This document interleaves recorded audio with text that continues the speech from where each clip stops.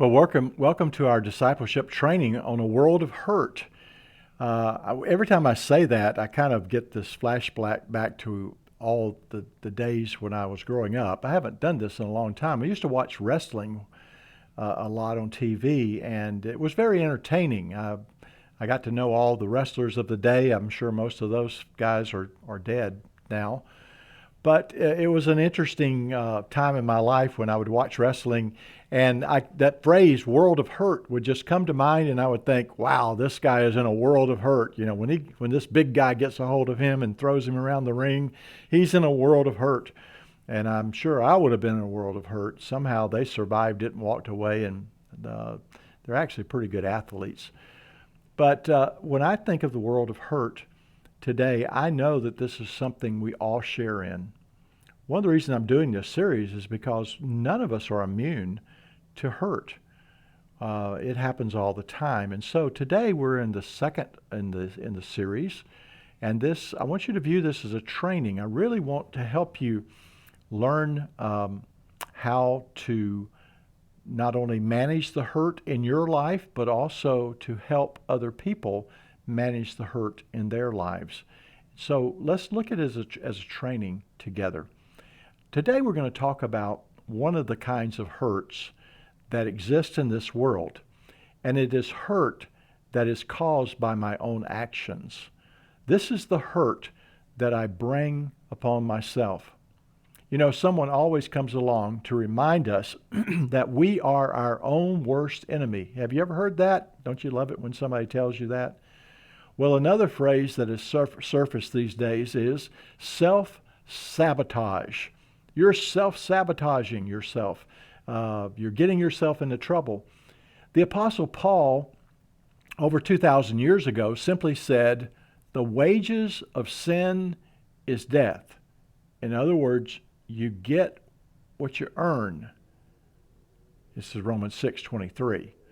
So how much of our world of hurt is created by our own foolish decisions? I'd have to say quite a bit of the hurt that exists in this world we have brought on ourselves. So how much of you have willful pride, you have stubbornness, and all of those things get us into a heap of trouble.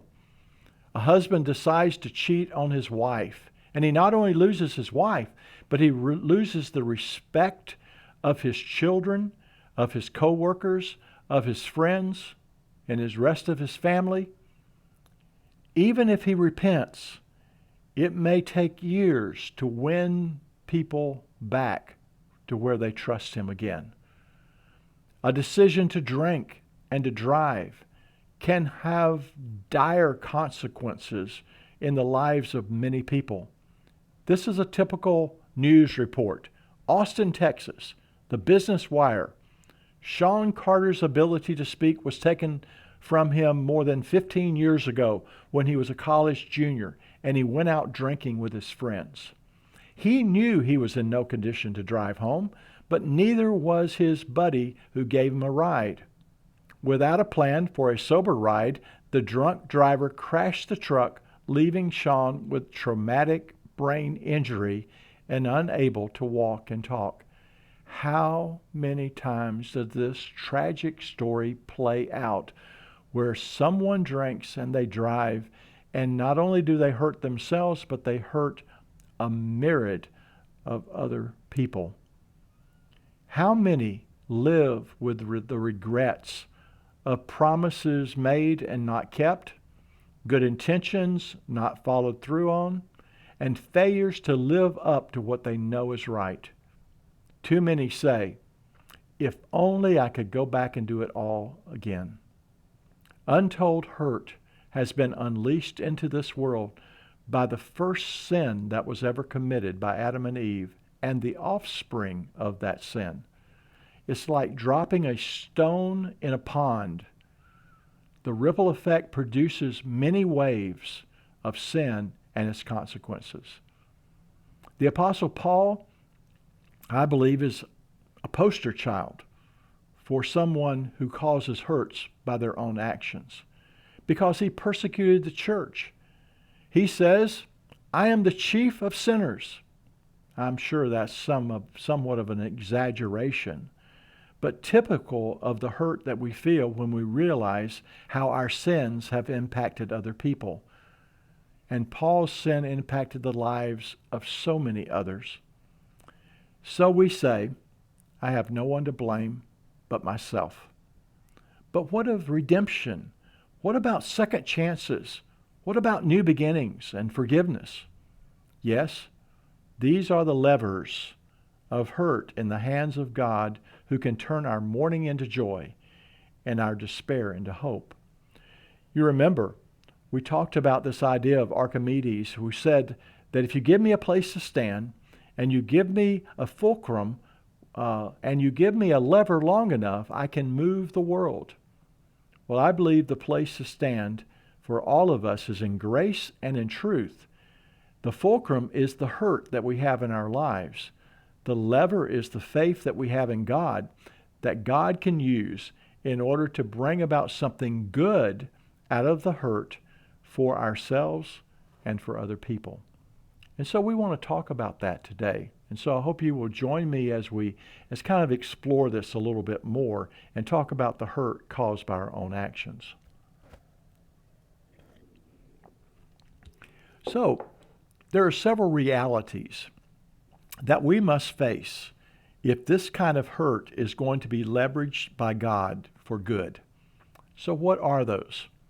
Well, I've listed 5 here, and I think they're all pretty important for us to understand if we're going to step into this world of hurt that's caused by my own actions. The first thing that I need to kind of deal with here is the idea of responsibility. Responsibility. You know, there's a quote by J. Michael Haller, a criminal defense attorney in Los Angeles back in 1962, and he said, "There is no client as scary as an innocent man." And that is so true. If we think we're innocent, if we think we've not done anything wrong, if we stand before God and say, "God, I have no sin," we're scary. We make for scary clients in the legal profession as well, because there's usually, now I know there are exceptions to this, but there is usually culpability within whatever we're facing. But Paul simply said it this way, "For all have sinned and fall short of the glory of God." Romans 6 and verse 23. And then in verse 10 of that same chapter, in chapter 3 and verse 10, he says, "There's no one righteous, not even one." We're all responsible. If we're old enough, we have sinned, and we are held responsible before God for that sin. Jesus said it this way, "This is the verdict. Light has come into the world, but men love darkness instead of light because their deeds were evil." In other words, why won't they come into the dark? Why won't they come out of the darkness into the light? It's because they don't want their evil deeds to be exposed. They don't want to accept responsibility for what they've done. So much of the hurt can be mitigated. It could be cut short. It could be dealt with if we would simply step up and take responsibility for the things that we do, the things that we say, or the things that we don't do, the things we should have done. And so the first thing we need to understand here is we need to take responsibility. Ezekiel in the Old Testament wrote in Ezekiel chapter 18 and verse 20, he says, "The soul who sins is the one who will die. The son will not share the guilt of the father, nor will the father share the guilt of the son. It's the soul that sins is the soul that dies." Accepting responsibility for my own actions is the first place to begin if I'm going to deal with the hurt. And I'm telling you, there's no more important point that I can make in this whole series than this point right now. You will prolong the hurt in your life, in the life of others that you have hurt, and the hurt that has been created with God if you do not take responsibility for your actions. The second thing we need to understand about hurt caused by my own actions is is the existence of real evil. Now, sometimes people talk about evil and they talk about good in a philosophical way, and they just kind of debate it back and forth about, okay, is there any good, any real good, any real evil in the world? Is it relative? Is it not? Are there any absolutes and whatever? I'm here to tell you today, there is real evil in the world. It exists. It is a thing. And it's not debatable because evil is actionable. It is something that actually occurs. It's things that we readily recognize and we say, that's not good. There is real evil in this world. It is distinguishable from real good. And we need to learn to distinguish between good and evil.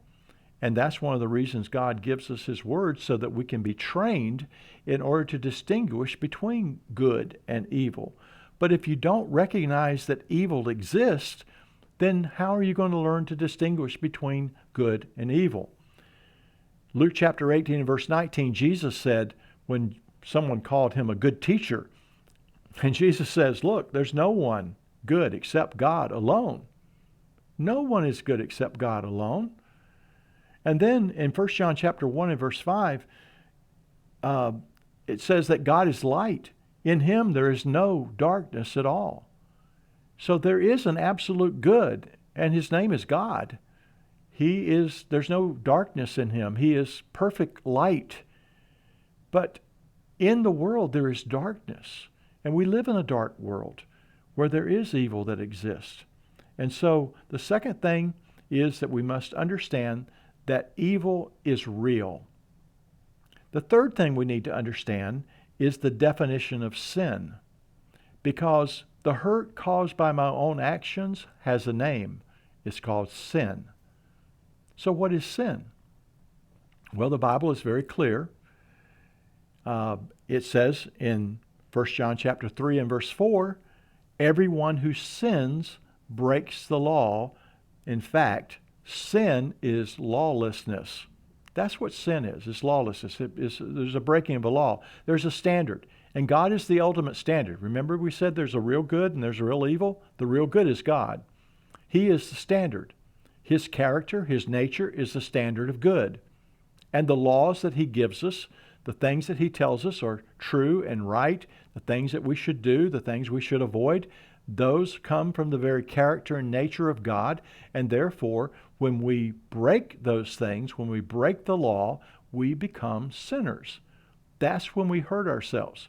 And so clearly, if we want to cause less hurt in this world for ourselves, others, and to God, then we must keep His law. We must obey Him. We must do what He says. Because it is not just simply God is not thinking, okay, I'm going to see how much pleasure I can take away from them. That's not why God does that. He's trying to help us avoid the pain and suffering. When you give your children rules and regulations and you say, okay, don't run in the parking lot, or, don't run around the edge of the pool. All these things are meant to tell your kids, look, if you will obey me, you may avoid some pain and suffering in your life. And so that is a good thing for us to understand. And then the opposite of this is also true. And that is, anyone who knows the good that he ought to do and doesn't do it sins, according to James 4 and verse 17. So it's not just simply doing things wrong that you know you shouldn't do. Sin is also about not doing what you should do. That you know you should be doing this. You should be saying nice things to people. You should be fulfilling your obligations and responsibilities in this world. And you don't do it, then that's sin. And so we need to understand, if we're going to avoid hurt, then there's two things we need to know about sin. And that is, obey God. If we obey God, we will avoid hurt. And then number two, let's make sure that we do the things that we ought to do. Let's not neglect to do the things that God tells us to do. We call these the sin of omission and the sin of commission. So when you commit a sin, you break the law. When you omit doing the things you should do, you also break God's rules. The fourth thing we need to understand about hurt that is caused by my own actions is the effects of sin on us and on others. Sin has an effect on us. It causes certain things to happen in our lives. So why is hurt the consequence of sin? I will tell you very simply, here's why. Is because it separates us from God and from other people. It's the separation that occurs that causes sin to be so painful. You know, anytime you try to separate two things that shouldn't be separated, like if you have a cut in your skin, it hurts because you're separating the skin. You know, anytime anything is that should be together gets separated, gets broken apart, there's hurt that occurs. And so sin causes separation between first us and God, and then it separates us from other people. And in some sense, it separates us from ourselves. We'll talk about that in just a moment. But sin has consequences, and that consequence is separation. And there's always pain in separation. That's why when they do surgery and they separate the skin with that scalpel, they usually put you to sleep so that you don't feel the pain. All right? So that's why we want to try to avoid those things that will cause separation, because that causes hurt in our lives. And then finally, the fifth thing we need to understand about hurt that is caused by my own actions is, what do I lose when I sin? When I cause hurt by the things that I do, by my own personal actions, what do I lose? You see, there's a loss of some things. And I'm going to give you four things real quickly here. First of all, you lose your purity. There are now contaminations. And so it's like there are things now in your system that shouldn't be in the system. It kind of gums up the works. It's kind of like pouring water into your crankshaft. You don't want water and oil. They don't mix very well in your crankshaft. All right? You don't pour sand into the crankshaft because it contaminates the purity of the system, and things are going to break down and you are going to blow your engine. The same thing happens in our lives, is that when we mix in things that are by our actions and by our words, things that cause hurt to ourselves and hurt to other people, we lose our purity. We lose the purity of our system. That's why we're told in the Old Testament, guard your heart, because it is the wellspring of life. You want to keep everything pure. The second thing that we lose when we sin is we lose our identity. We were created in the image and the likeness of God, but when we sin, we forget who we are. You know, my daddy used to tell me when I got older and I would go out on my own, he would say, "Son, remember who you are." He said he wanted me to remember that I was his son and that what I did reflected on him, but what I do also reflects on God, because I belong to God. And so when I sin, I lose my identity, and I begin to wonder, who am I? Who am I? I don't even recognize this person anymore that's doing these things. And so I lose my identity, and God has to give me that identity back. And we'll talk about that later in this series, about how God helps to reverse some of the problems and things that we cause by our own actions. But there's also a loss of purpose in our lives, because we were made to give glory and honor to God. That's our purpose in life, is to give glory to Him. But when we sin, we fall short of the glory of God. And therefore we lose our purpose in our lives, because something that we were meant to do in our lives, and that is to bring glory to God, sin is a disgrace. It doesn't bring glory and honor to Him. It brings disgrace to God. And so we lose the very purpose of our lives. And then finally, we lose our relationships. Sin causes relationships to be broken. It causes a relationship with ourselves to be broken, relationship with others, and relationships with God to be broken. And so when you sin, you again separate in relationships. And we are meant to be relational people. We were made in the image and the likeness of God, the Father, the Son, and the Holy Spirit, and that we were created not to be alone, but to be in relationship. And so when we sin, we cause hurt in these ways. So what do we lose when we sin? We lose our purity, our identity, our purpose, and our relationships. So hurt is caused often by my own actions. How do I live in this world? If I want to reduce the number of hurts in this world, then stop sinning. Work on eliminating those things in your life that are sinful and cause hurt in the lives of others and in your own life. And so that's the first one we're going to talk about. Next time we'll talk about hurts that are caused by other people and how do we deal with those and what is that all about. But for today, that's the hurts that are caused by my own actions. Would encourage you to visit our website, centralsarasota.org. You can find everything there that you're looking for when it comes to the work of the church here at Central. And we would encourage you to go there and check out some of the other things that we've done. And invite you back again here next week as we continue to talk about a world of hurt. God bless.